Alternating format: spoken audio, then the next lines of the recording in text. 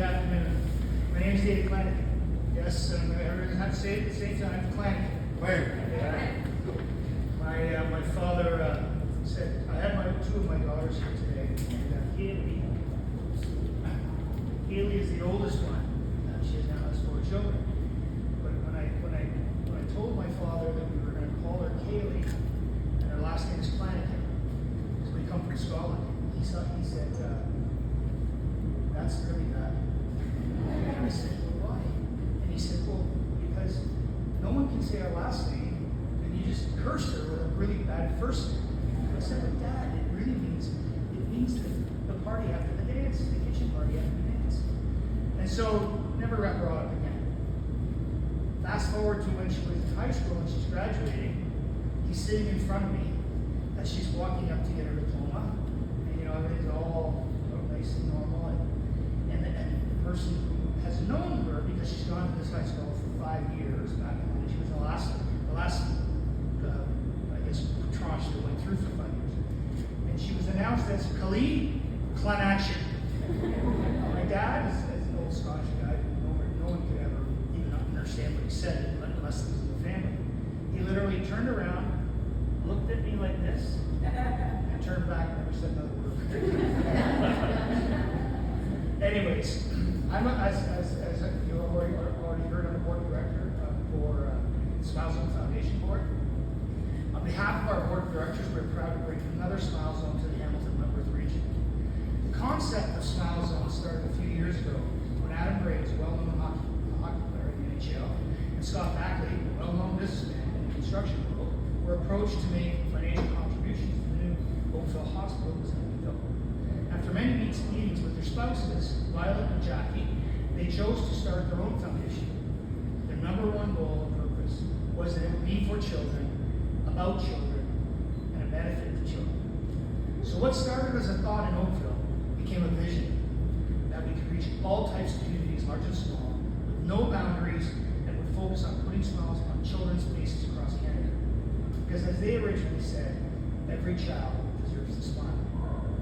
Our first build was at Aaron Oaks Kids in Mississauga back in 2013. In the past 10 plus years, we have built over 400 Smile Zones across Canada, including not only hospitals, but also numerous children's rehabilitation centers, children's oncology centers, adolescent mental health facilities, and of course, today, Hamilton Children and Family Supports is our core.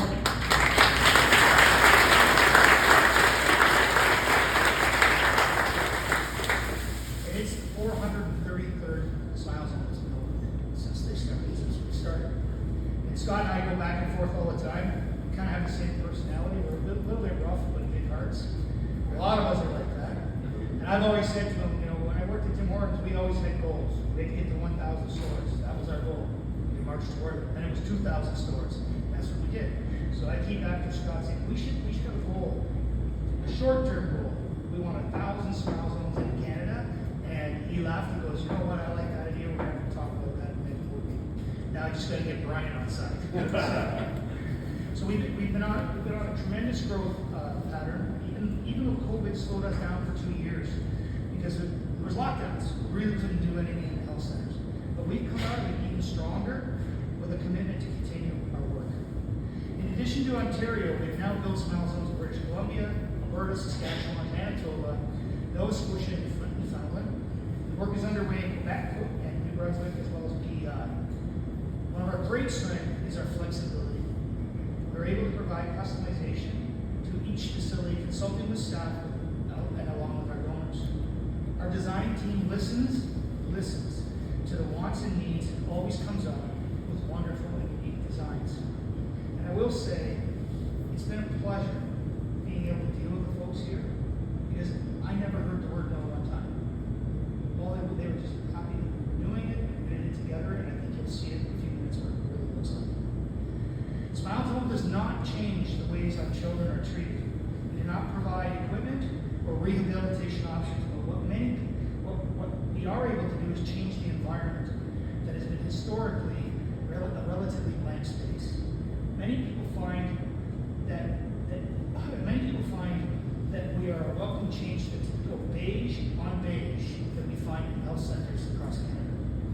found that by adding colors, custom murals, some gamification, and technology, we can provide a much more enjoyable experience for children at a time when they feel the most anxious.